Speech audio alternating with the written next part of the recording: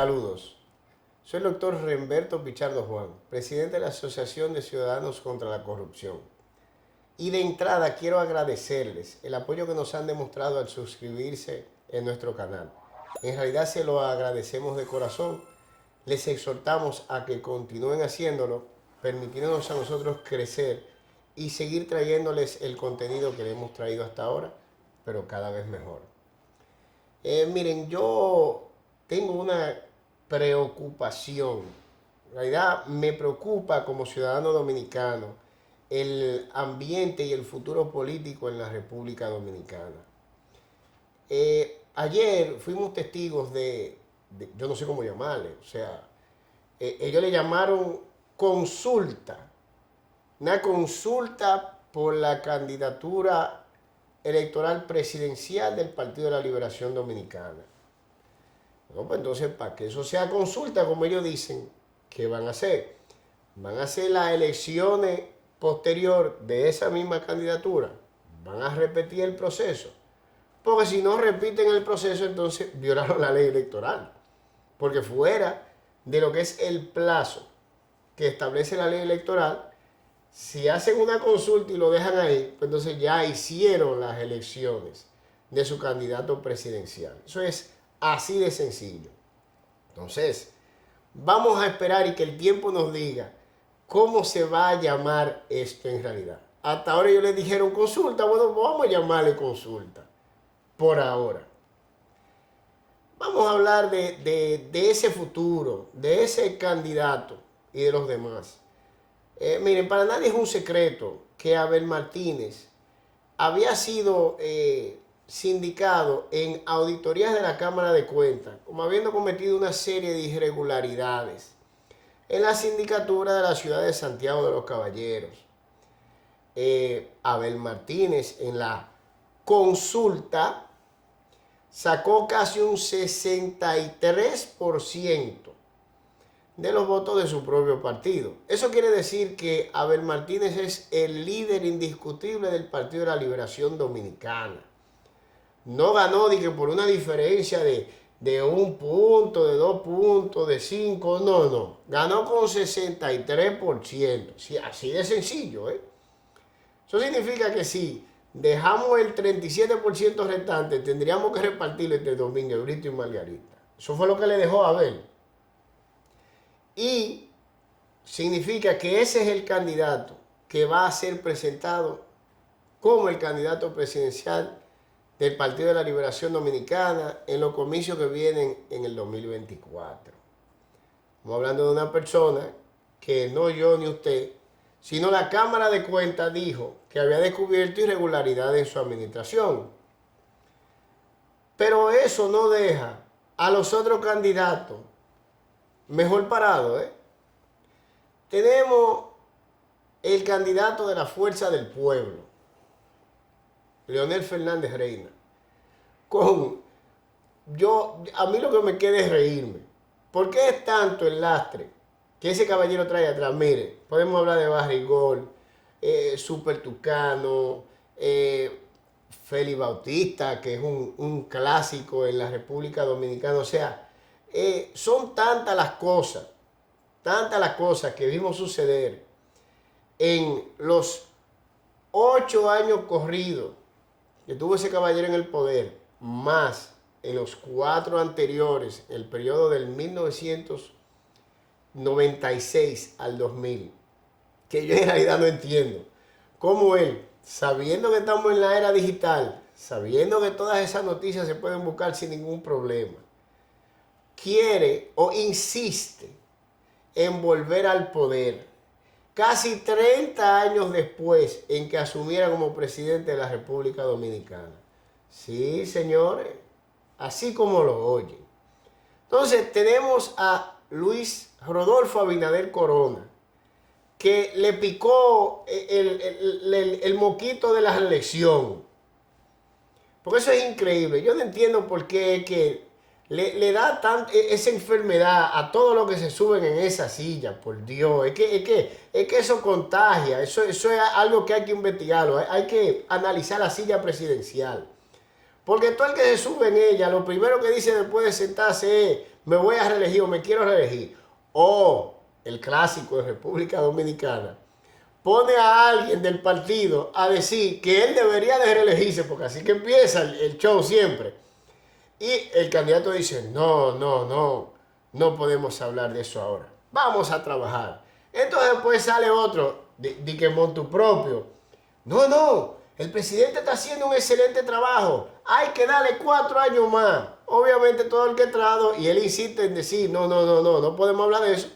Hasta el último momento, donde su partido, como una obra de teatro muy bien coreografiada, le piden al unísono, oh, por favor, tienes que presentarte de nuevo. Has hecho tan buena labor de gobierno que nosotros entendemos que tú debes de durar 4 años más. Eso es un clásico. Eso viene de Joaquín Balaguer. Es un clásico, señores, ¿eh? Luis Rodolfo Abinader Corona tiene un problema.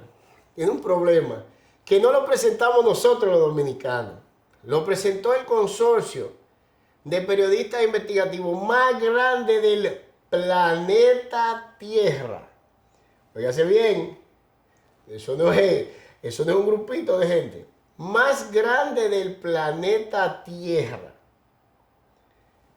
Estamos hablando nada más y nada menos de los autores de la investigación, de los Panama Papers primero y de los Pandora Papers después.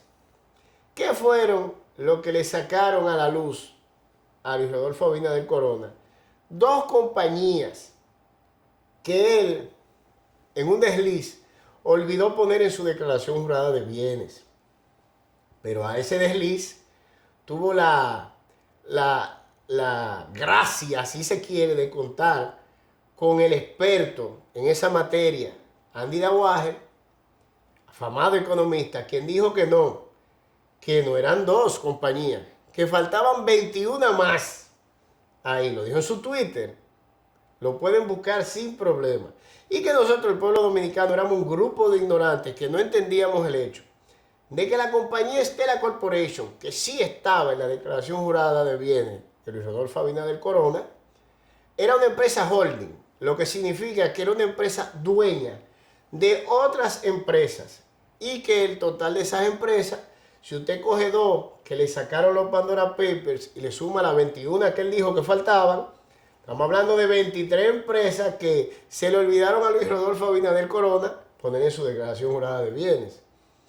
A eso hay que sumarle ese tiburón que viene así, que los PLDistas le vienen anunciando a Luis Abinader desde el primer año de su gestión, que es el destino de los ahora más de 17.000 millones de dólares en préstamos.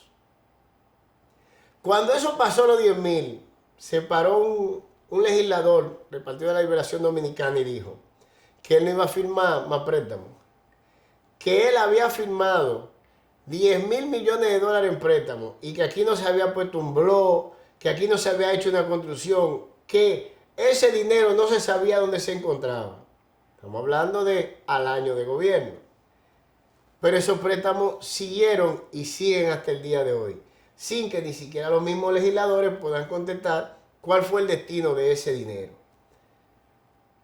Es eso, la crema innata de las candidaturas presidenciales que nosotros los dominicanos tenemos. Díganme, ¿esa es la esperanza que nosotros tenemos para la democracia en República Dominicana? Mire, señores, nosotros estamos mal. Nosotros estamos sumamente mal. Si eso es lo único que tenemos, estamos sumamente mal, ¿eh? Yo no puedo creer que de tanta militancia que tienen los partidos políticos, porque cuando se habla de un partido político, no se está hablando de una gente, no se está hablando de 2 gentes, se está hablando de miles de personas. Yo no puedo creer que, por ejemplo, en la Fuerza del Pueblo, que no es más que una desmembración del Partido de la Liberación Dominicana, donde hay una juventud que había una juventud que se le ha ido la vida atrás de Leonel Fernández, no haya surgido un candidato joven y preparado como opción electoral para nosotros el pueblo. Eso es igual, por ejemplo, que el Partido de la Liberación Dominicana. Abel Martínez es de la primera camada de funcionarios públicos de Leonel Fernández cuando él ascendió al poder en el 96, señores. Usted lo ve nuevecito, Abel. Nuevecito se ve en televisión. Nuevo. Pero Abel es de esa época. Estamos hablando de que Abel tiene casi, ahora en el 2026, 30 años en el poder. Va a cumplir prácticamente. Escasa veces afuera, algunos 8 años afuera. Estamos reciclando el mismo material de Leonel. De ese mismo material está hecho Abel. Y el caso del Partido Revolucionario Moderno, o vamos a llamarle el reciclaje del PRD. Porque al final Miguel Vargas Maldonado se quedó con los papeles, pero la militancia se fue para el PRM. O sea, el PRD se mudó y se cambió el nombre si se quiere. Pero es el mismo partido. Miguel Vargas se quedó solo allá en el comando de campaña del PRD. Esa es la realidad. ¿Cómo todo ese futuro liderazgo? Estoy hablando de José Ignacio Paliza, Farideh Raful. Estoy hablando de esos jóvenes que en campaña se veían prometedores, que ahora en el gobierno no se han quemado, se han vuelto cenizas, es así. Se volvieron cenizas, señores. Y lo peor fue que le sucedió en la era digital.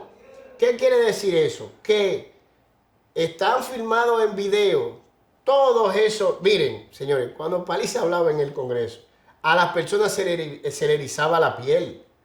Porque se sintió una energía, se sintió un liderazgo, igual que Farideh.